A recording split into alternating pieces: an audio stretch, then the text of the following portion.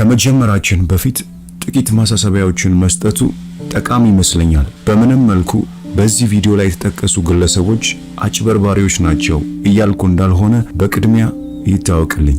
ነገር ግን እያደረጉት ባለው እንቅስቃሴና አስተምሮ ላይ ትችትን ለመሰንዘርና የራሴን አስተያየትና አመለካከት ለማንጸባረቅ እየሞከርኩ እንደሆነ እንጂ ምንም አይነት ከግለሰቦቹ ጋር ጥላቻም ሆነ ቅያሜ የለኝም። አንዳንድ ግለሰቦች የሚያስተምሩትን ትምህርቶች እውነተኛ ዓላማ ባለማወቅ ትምህርቱን በጥሩ ሐሳብና በጎ መሻት ሊያስተምሩት ይችላሉ። ይህ ቪዲዮ እንደ ራሴ አስተያየት ባቀርበውም እንዲሁ በጭፍንና በደፈናው ሳይሆን እያንዳንዱን ትችት በማስረጃዎች ለማስደገፍ ብዙ ምንጮችን ለመጠቀም ሞክሬያለሁ። ይህም የኒው ኤጅ እንቅስቃሴና ሐሳብን ከስር መሰረቱ በመመርመር የኋሊት ብዙ በመጓዝ ሐሳቡን ከመነሻው ለመፈተሽና ለመበርበር እንሞክራለን። ተመልካችና ሰብስክራይብ ለማግኘት ብዬ ይህንን ቪዲዮ እንደሰራው የሚያስብ ሰው ካለ ምናልባት የኔን አቋምና ስራዎች በቅጡ ያልተረዳ እንደሆነ ጠረጥራለሁ። ይህ ቪዲዮ በማወቅም ሆነ ባለማወቅ ያመኑትንና የሚከተሉትን ብሎም የሚያስተምሩትን እንደ ኒው ኤጅ ያሉ እምነቶች ከስር መሰረቱ መመርመርና ከመጋረጃ ጀርባ ያለውን እውነት መግለጽ ነው። አንድ ሰው ገንዘብ ለማግኘት ብሎ የተለያዩ ሐሳቦችን ቢያራምድ ብዙም ግድ የለኝም። የኔ ትኩረት ግን ይህንን ገንዘብ እንዴት አድርገው ነው የሚያገኙት የሚለው ጉዳይ ላይ ያጠነጥናል። የኒው ኤጅ መንፈሳዊነት አሁን ባለንበት ዘመን በመላው ዓለም በሚባል ደረጃ እየተስፋፋና እያደገ የመጣ ሲሆን የአዲስ ዘመን አስተሳሰብ በሚል በስፋት ይታወቃል። በውስጡም ከምትገምቱት በላይ ብዙ ቁጥር ያላቸው ተከታዮችና የተለያዩ ቡድኖች አሉ። እንደ ናፖሊዮን ሂል፣ ሮንዳ ባይረንና ቆየት ብለን የምናያቸው ሌሎች የዚህ አስተሳሰብ አቀጣጣይና አውራሪዎች ናቸው። ዛሬ ላይ ይህ አስተምሮ በመላው ዓለም አስደናቂ ተቀባይነትና እድገትን እያሳየ ነው። ይህም በውስጡ ከፍተኛ ቢዝነስና ንግድን ሊፈጥር ችሏል። በኒው ኤጅ አስተሳሰብና እንቅስቃሴ ስም ረብጣ ቢሊዮን ዶላሮች ይፈሳሉ። ነገር ግን ጠጋ ብሎ ጉዳዩን ለመረመረውና ለፈተሸው ሰው ከጥቅሙ ይልቅ ጉዳቱ እንደሚያመዝን ለመረዳት ብዙም አይከብድም። በዚህ ቪዲዮ ስለ ኒው ኤጅ ከፍተኛ ተደማጭነት ያላቸውን ግለሰቦች፣ የትምህርቱን ስረ መሰረት፣ በውስጡ ያለውን አደገኛ እውነቶች እንዲሁም ትምህርቱ እንዴት እንደተገነባ እንመለከታለን። በነገራችን ላይ በአንድ ቪዲዮ ብቻ የአዲሱን ዘመን አስተሳሰብና የኒው ኤጅ እንቅስቃሴ ሙሉ በሙሉ ለመሸፈን የማይቻል ነው። በዚህ ኢንዱስትሪ ውስጥ ተደማጭነት ያላቸውን ሰዎች ምናልባት ሳልጠቅስ አልፍ ይሆናል። ቢሆንም ግን ይህ አስተሳሰብ እንዴት ደረጃ በደረጃ ራሱን እያጎለበተ እንደመጣ ለመረዳት መሞከሩ ቁልፍ ነጥብ ይመስለኛል። ኔትወርክ ቢዝነስ፣ ስካመርስ፣ ሰልፍ ሄልፕ፣ ሲዶ ሳይንስ እንዲሁም ስውር ማታለል፣ በመጨረሻም ኒው ኤጅ ስፒሪቹዋሊቲ። እነዚህ ሁሉ ደረጃ በደረጃ ዛሬ ላይ ኒው ኤጅ ስፒሪቹዋሊቲ በሁለት እግሩ ራሱን ችሎ እንዲቆም ከፍተኛ አስተዋጽኦ ነበራቸው። በፈረንጆቹ 2006 ሮንዳ ባይነር ዘ ሴክሬት ወይም ሚስጥሩ የሚለውን ፊልም ለዓለም ይፋ አደረገች። ፊልሙ ጤና፣ ሀብትን እንዲሁም ደስታን የሚያመጡ ሐሳብን ያዘለ ነው። በእርግጥም ሕይወትን የሚለውጥና በአስደሳችና አጓጊ ምስክርነቶች ጭምር የተሞላና አስደሳች ሕይወትንም ቃል የሚገባ ነው። የተለያዩ የዚህ አስተሳሰብ አራማጆች በፊልም ውስጥ እየተፈራረቁ የተትረፈረፈ ጤና፣ ሀብትና ደስታን ለመሳብ እጅግ በጣም ቀላልና አስደሳች ስለሆነ ሕግ ያወራሉ። ይህም ሕግ ዘ ላው ኦፍ አትራክሽን ወይም የመሳብ ሕግ የሚባለው ነው። ፊልሙ ላይ እንዲህ የሚል ሐሳብ አለ። ከመጠን በላይ የመወፈር ችግር በራሱ በአእምሮ ከያዝከው ወፍራም ሐሳቦች ሊሆን ይችላል። ወይም አንድ ሰው በቂ ገንዘብ የማይኖረው ብቸኛው ምክንያት ገንዘብ ወደሱ እንዳይመጣ በሚከለክሉ ሐሳቦች አማካኝነት ነው ይላል። ይህ በጣም አስደሳች ፊልም ይመስላል። በወቅቱ ፊልሙ ከ65 ሚሊዮን ዶላር በላይ ሽያጭ ማስመዝገብ ችሎ ነበር። በታሪክም ትልቁን ዘ ላው ኦፍ አትራክሽን እንቅስቃሴን ሊፈጥር ችሏል። ይህ ብቻ ሳይሆን በወቅቱ አዲስ ሐሳብና የዓለም መነጋገሪያ ለመሆንም የበቃ ነበር። ነገር ግን ዘ ኒው ኤጅ ሙቭመንት ከዚህ አይጀምርም። ምናልባት ዘ ሴክሬት የኒው ኤጅ እንቅስቃሴ የመጀመሪያ ስኬት አድርገን ልንወስደው እንችል ይሆናል። ምክንያቱም የተለያዩ ግለሰቦች በተለያዩ መንገድ ይህንን ጉዳይ በአንድም በሌላም ማንሳታቸውንና ማስተማራቸውን እንደቀጠሉ ነው። እዚህ ላይ የኒው ኤጅ ሙቭመንት የመጀመሪያ ተጋላጭና አስተምሮቱ በማነጣጠር ማንና ማንን ላይ አተኩሮ እንደሚሰራ እንመለከታለን። ተስፋ በቆረጥክበት ወይም ህይወት ድግግሞሽና አሰልቺ እንደሆነ አድርገህ በማሰብ ስትሞላ በዚህ ጊዜ አእምሮ በማመዛዘን ማሰብና የመወሰን አቅምህ ዝቅተኛ በሆነ ስሜት እንዲሁም ደባሪ ሙድ ይጋለጣል። በዚህ ወቅት ዘ ሴክሬት የሚለው ሐሳብ ሲቀርብልህ ማለትም በጣም ቀላል ጥቂት በሆነ ጥረት ብቻ ህይወትህን እስከ ወዲያኛው መቀየር እንደምትችል ሲነገርህ ከላይ በገለጽነው ተስፋ የመቁረጥ ስሜት ውስጥ ላለ ሰው ይህን አጓጊ ሚስጥር ለማወቅና ለማመን የበለጠም ለመረዳት ጉጉት የማያድርበት ማን ነው? አንድ ግን መረዳት ያለብን ነገር ዘ ላው ኦፍ አትራክሽን የኒው ኤጅ ሙቭመንት አስተምህሮ አንድ ቅርንጫፍ ብቻ ነው። ሮንዳ ዘ ሴክሬት በሚለው መጽሐፏና ፊልም ያቀረበችው ሐሳቦች ችግር ለመረዳት የኋሊት ተጉዘን ከስር መሰረቱ ለማየት አጀማመሩ ከየት እንደሆነ ማወቅ ያለብን ይመስለኛል። መነሻውን ማወቃችን ዛሬ በምናያቸው አስተምህሮቶች ጭምር እንዴት ተመሳሳይ ቅርጽና ዘዴ በመጠቀም የሚፈጥሩትን ተጽዕኖ ለመረዳት በእጅጉ ያግዘናል። የኒው ቶት ወይም የአዲሱ አስተሳሰብ እንቅስቃሴ ዋና አስተምህሮ ይህ ነው። እኛና ወደ መኖር የመጣው ሁሉም ነገር በመሰረቱ አምላክ ነን ወይም በተወሰነ ደረጃ በውስጣችን መለኮትነትን ተካፍለናል። ፖዚቲቭ ቲንኪንግ አዎንታዊ አስተሳሰብ የምንፈልገውን ነገር ከማይታየው ዓለም ፖዚቲቭ ቲንኪንግ አዎንታዊ አስተሳሰብ የምንፈልገውን ነገር ከማይታየው ዓለም ወደ ገሃዱ ዓለም ለማምጣት ኃይል አለው። የኒው ቶት አስተሳሰብ መነሻው በፈረንጆቹ 1802 የተወለደው አሜሪካዊ የሰዓት ሰሪ ከሆነው ፊኒያስ ፓርከርት ኪዩምቢ ከሚባል ሰው ሲሆን ኪዩምቢ አእምሮን በመጠቀም ሰዎችን ከበሽታና ህመማቸው መፈወስ ይቻላል በሚለው ሐሳብ በእጅጉ ያምን ነበር። እሱ ራሱ ከሳምባ ነቀርሳ ያገገመው ይህንን የፈውስ ዘዴዎች በራሱ ላይ በመጠቀም ነበር። ይህ የኪዩምቢ ፍልስፍና የሁሉም የኒው ቶት አስተሳሰብ መሰረት ነው። የኪዩምቢ ትምህርቶች በኋላ ላይም ብዙ ሌሎች ደራሲያንና ፈላስፋንን ባዮች እንዲነሱና የሱን አስተሳሰብና ፍልስፍና በማጠናከር ከዓመታት በኋላ የኒው ቶት እንቅስቃሴ እንዲስፋፋ አስችሏል። በወቅቱ የኒው ቶት እንቅስቃሴ አእምሯችንን በመጠቀም ከበሽታና ህመም መፈወስ በሚለው ችሎታ ላይ ያተኮረ ሲሆን ይህም በሳይንስ ላይ የተመሰረተ ተጨባጭ ማስረጃ ያለው ሳይሆን የእውቀት ስሜትና ፍቃድ ላይ በእጅጉ የተመሰረተ አስተምህሮ ነበር። ነገር ግን እስከ 20ኛው ክፍለ ዘመን ድረስ የኒው ቶት እንቅስቃሴ አእምሮን በመጠቀም ሀብትን መፍጠር ወደሚለው አስተሳሰብ አላደገም ነበር። ሐሳቦች ቁሳዊውን ዓለም በትክክል የመቀየር ኃይል ካላቸው በእርግጥም የበለጠ ሀብትን መፍጠርና ማግኘት ያስችሉናል ወደሚል ትክክል የሚመስል ፍልስፍናዎች መምጣት ጀመሩ። በዚህ ወቅት ነበር ናፖሊዮን ሂል የተባለው ሰው የመጀመሪያውን ዘ ላው ኦፍ ሰክሰስ የሚለውን መጽሐፍ ካሳተመ ከ10 ዓመታት በኋላ በዓለም አቀፍ ደረጃ ዛሬም ድረስ ዝናን በማትረፍ በከፍተኛ ሽያጭ ላይ የሚገኘውን ቲንክ ኤንድ ግሮው ሪች የሚለውን መጽሐፍ ይፋ ለማድረግ የበቃው። እስከዚህ ነጥብ ድረስ የብዙዎቹ ኒው ቶት ደራሲዎች ዓላማ ምን እንደሆነ በግልጽ መናገር አይቻልም ነበር። በመጽሐፋቸውም ያቀርቡት የነበሩ ሐሳቦች በብዙ ቦታዎች ላይም በምክንያታዊነት የተሳሳቱ ነበሩ። ነገር ግን እንደ ናፖሊዮን ሂል ያሉ የጻፏቸው መጽሐፎች እንደ ቲንክ ኤንድ ግሮው ሪች መጽሐፎች ስፍር ቁጥር በሌላቸው የንግድና የራስ አገዝ ክበቦች ውስጥ በስፋት ይታወቃሉ። በዚህ መጽሐፍ ዙሪያ እኔ ራሴ በግሌ ይህንን መጽሐፍ ከዚህ በፊት ከአንድም 2 ጊዜ ዳሰሳ ሰርቼበታለሁ። በእርግጠኝነት አንተም ስለዚህ መጽሐፍ ሰምተሃል ወይም ስለዚህ መጽሐፍ የሰማ ሰው ታውቅ ይሆናል። ግን እዚህ ነጥብ ላይ አንድ ጥያቄ እንጠይቅ። እውነት ናፖሊዮን ሂል ማን ነው? ስለሱስ ምን ያህል ታውቃለህ? ምክንያቱም ስለዚህ ሰው ጠልቆ መግባትና ማወቅ በኒው ቶት እንቅስቃሴ ውስጥ ምን ያህል ከፍተኛ ተጽዕኖ ማሳደር እንደቻለ ለመረዳት በእጅጉ ይጠቅመናል።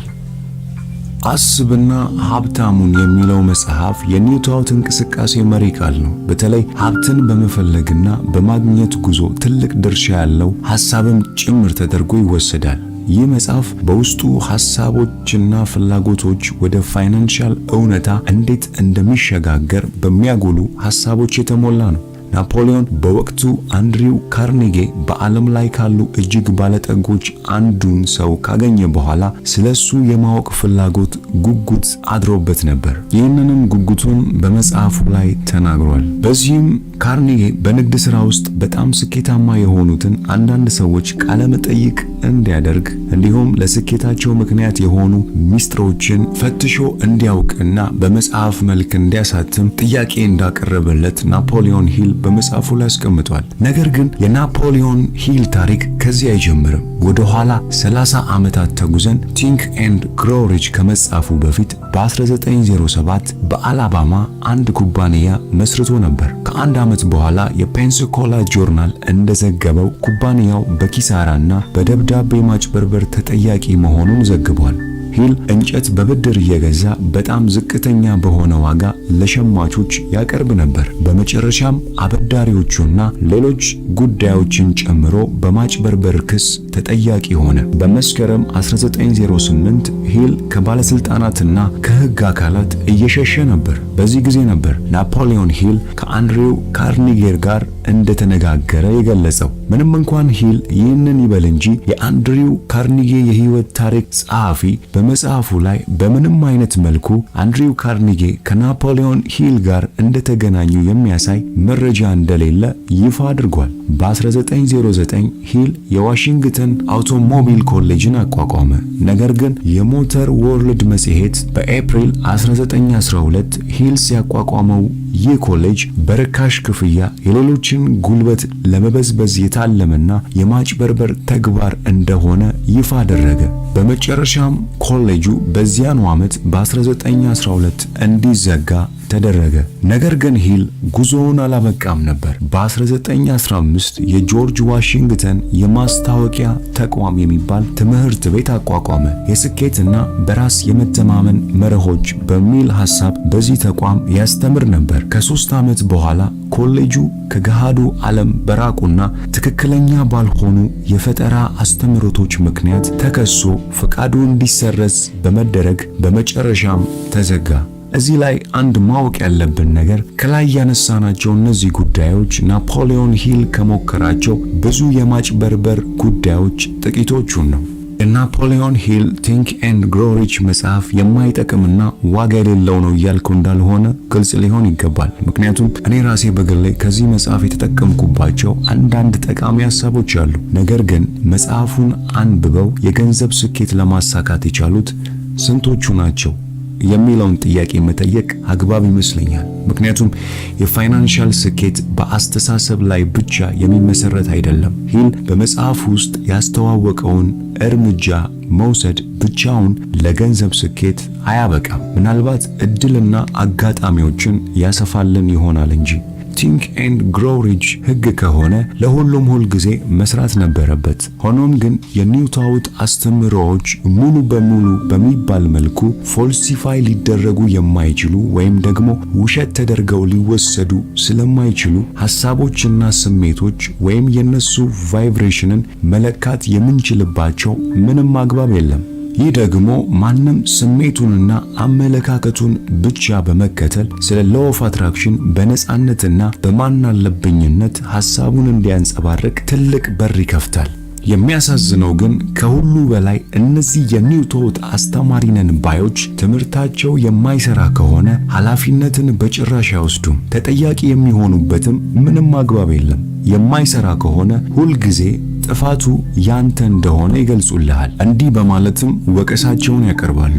ይህንን ሕግ ከልብ አላመንክም ወይም ዘ ላው ኦፍ አትራክሽንን ከልብ ከውስጥ አላመንክም። ፖዚቲቭ ቲንኪንግ ላይ ደካማ ሆነ ሊሆን ይችላል። ይህንን ሕግ ባለማወቅ እየተቃወምክም ሊሆን ይችላል። በቂ ትዕግስት አልነበረህም ማለት ነው። ይህ ሕግ ላንተ ለምን እንዳልሰራ አንተን የሚወቅሱበት እነዚህ ቃላት ይህ ሕግ ላንተ ለምን እንዳልሰራ አንተን የሚወቅሱበትና ጥፋተኛ የሚያደርጉበት የተለመደ ቴክኒካቸው ነው። ናፖሊዮን ሂል መጽሐፍ አዲሱ የአስተሳሰብ እንቅስቃሴን በማቀጣጠል ለብዙዎች ሰልፍ ሄልፕ ኢንዱስትሪን መቀላቀልና ማደግ ትልቅ ምክንያት ሆኗል። ከነዚህም መካከል ጄሪና አስቴር ሂግስ ከፍተኛውን ሚና ይዛሉ። እነዚህ ሁለት ባልና ሚስት ግለሰቦች ለሴሚናሮችና ወርክሾፖች በመቶዎች የሚቆጠሩ ዶላሮችን እያስከፈሉ መልካም ጠዋት በሚሉት ፕሮግራማቸው ላይ ታዳሚዎችን ወደፊት በመጋበዝ ጥያቄዎችን እንዲያቀርቡ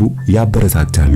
አስቴርና ጄሪ ይህንን አስተምሯቸውን የሚያስተዋውቁበት ስፍር ቁጥር የሌላቸው ብዙ መጽሐፎችን ጽፏል። በጣም የሚታወቁ የአንባቢዎችን ጥያቄዎች በዚህ መጽሐፎቻቸው በማካተት እንዲሁም በማንሳት የአንባቢዎችን ልብ ለማግኘትና ተቀባይነትን ለመፍጠር በሚመስል መልኩ በጥያቄና መልስ በመጽሐፋቸው በስፋት ያነሳሉ። እነዚህ ሁለት ግለሰቦች ይህን ብቻ ሳይሆን በኒው ታውት እንቅስቃሴ ያሉትን ማለትም ሐሳብና ስሜቶችን ቫይብሬሽን በመጠቀም አንድ ሰው ከማንኛውም በሽታ ሊፈወስ ይችላል በሚለው ትምህርታቸው በስፋት ይታወቃሉ። ምንም እንኳን እነዚህ ጥንዶች እንዲህ ብለው ቢያስተምሩም በጥቅምት 18 2011 ባሏ ሂግስ በካንሰር ሲሞት ይህንን ዘዴ በመጠቀም እንዴት መዳንና መትረፍ አልቻለም የሚል ጥያቄን ያስነሳል። እዚህ ነጥብ ላይ በኒው ኤጅ እንቅስቃሴ ውስጥ ሜታፊዚክስና ሲዶሳይንስን አንድ ላይ መደባለቅ ለምን አስፈለገ?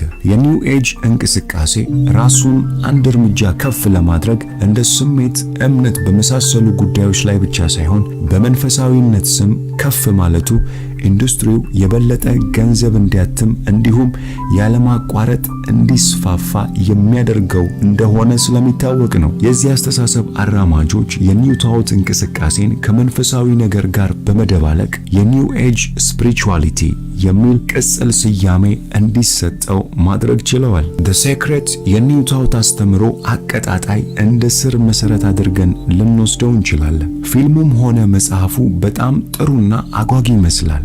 ጤና፣ ፍቅርና ደስታ፣ ሀብት እንዲሁም ሰላም ሁሉንም በአንድ ላይ ጠቅልሎ የያዘ ስጦታ ነው። ይህ ሁሉ አጓጊ ነገር መንፈሳዊ በሚለው ጥላ ስር ተሰብስቦና አንድ ሆኖ እንደ ፓኬጅ ለተመልካች ይቀርባል። ይህ ፊልሟ በሚሊዮን የሚቆጠሩ ሰዎችን ማግኘትና በፊልሙ ላይ ለተሳተፉ አስተማሪዎችም ትልቅ የማስተማር እድል ለመክፈት የቻለ ነበር።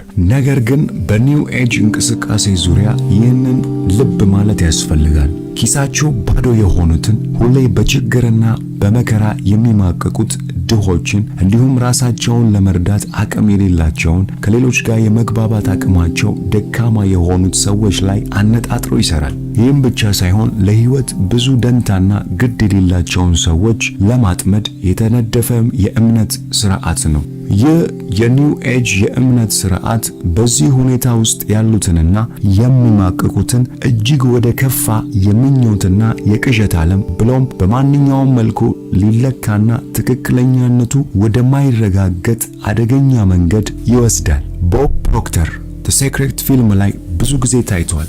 ዘ ላው ኦፍ አትራክሽን ቀንደኛም ሰባኪ ነው።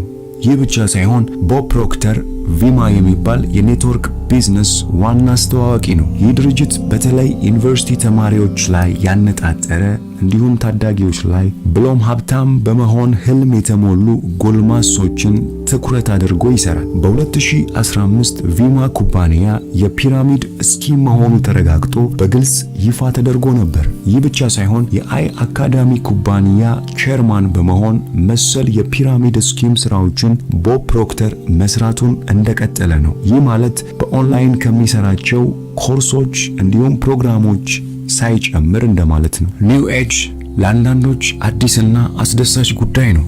ሌሎች የህይወታቸው መለወጥ ምክንያት አድርገው ይወስዱታል። ከዕዳ ለመውጣት የሚረዳቸው መንገድ፣ ከድህነት ለማምለጥ አቋራጭ ጎዳና፣ ካሉበት በሽታና ህመም ለመፈወስ የመጨረሻው ምርጫ። ግን ኒው ታውት ወይም the law of attraction ከፖዚቲቭ ቲንኪንግ፣ ቪዥዋላይዜሽን፣ ሜዲቴሽን፣ አፈርሜሽን ለይተን ለብቻው ልናየው ይገባል። ምክንያቱም ኒው ታውትን የበለጠ ለመረዳት ከነዚህ ነገሮች ነጥለን ብቻውን መሆን አለበት። ይህኔ የበለጠ ግልጽ በሆነ መንገድ ኒው ቶትን መረዳት ያስችለናል። በእውነተኛው ብርሃን ብቻውን ነጥለን ኒው ቶትን ስናይ ሊጠየቅ የማይችልና የማይኮነን እንደ ሕግ ለሁሉም የሚሰራ ተደርጎ የሚቀርብ ሲሆን ጤናማ በሆነና በአዎንታዊ አስተሳሰብ ወይም ፖዚቲቭ ቲንኪንግ ተሸፍኖ የሚቀርብ በትክክለኛ ሳይንስ ተመርምሮ ወይም ተፈትሾ ሊመዘን የማይችል ተረት እንደሆነ እንደርስበታለን። እውነት ነው፣ ሁሉንም ነገር በሳይንስ መመዘኛዎች ፈትነን ማየት አንችልም። ነገር ግን የኒው ኤጅ ስፒሪቹዋሊቲ በአጠቃላይ ስንመለከተው ራሱን በመንፈሳዊ ሽፋን ደብቆ የሚሰራ ነው።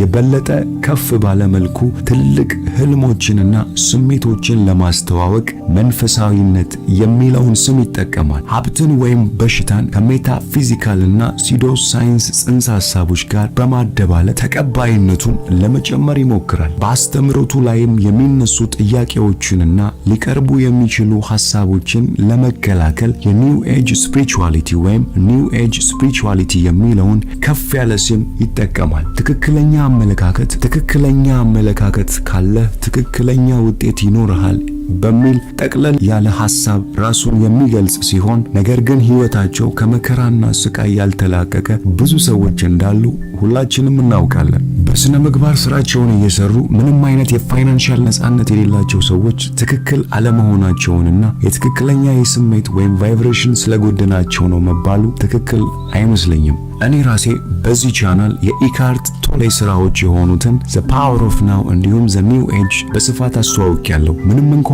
የቶሌ መጽሐፍ የኒው ኤጅ እንቅስቃሴ የመግቢያ በር እንደሆኑ ባለማወቄ ነበር ይህን ያደረኩት። ግቦችህን ወይም ህልሞችህን መከተልና ወደ እነሱ መጓዝ የለብህም እያልኩ እንዳልሆነ ይታወቅልኝ። ነገር ግን የተሳሳቱ መንገዶችን በመጠቀም ያንተን ህልምና ግብ ላይ የራሳቸውን እንጀራ ከሚጋግሩ የኒው ኤጅ አራማጆች እንዲሁም The Law of Attraction መምህራን ተጠንቀቅ። እነሱ የሲዶ ሳይንስ ወይም የውሸት ሳይንስን በመጠቀም ሚሊዮን ዶላሮችን የሚያንቀሳቅስ ኢንቨስትመንት ባለቤቶች ናቸው። ለአንተ ህልምና ግብ ቁብ የላቸውም።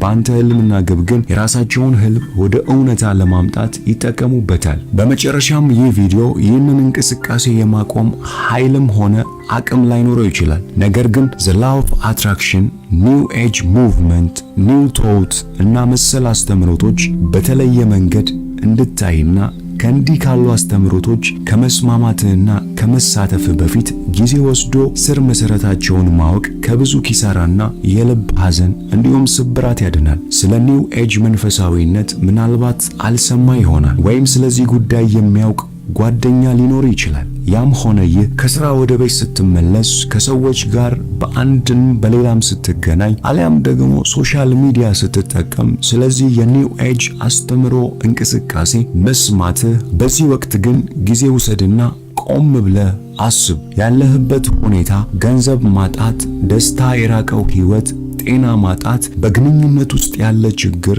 ወይም ሌላ ሊሆን ይችላል። ይህንን ችግርህን በመጠቀም የኒው ኤጅ አስተምሮ አንተን መጠቀሚያ እንዳያደርግ ማንቃት የዚህ ቪዲዮ ዋና ዓላማ ነው። ማንም የአንተን ህልምና መሻት በመጠቀም አንተን መጠቀሚያና የቅዠት ዓለም ሰራተኛ እንዳያደርግ ተጠንቀቅ። ሲዶ ሳይንስ፣ ሎው ኦፍ አትራክሽን፣ ኒው ቶት ሙቭመንት፣ ሜታፊዚክስ የኒው ኤጅ እንቅስቃሴ ሰፋፊ ቅርንጫፎች ናቸው። ስለ እነዚህ አስተምሮቶች እና ሐሳቦች ምንም ከመወሰን በፊት ግን ሁለቴ አስብ።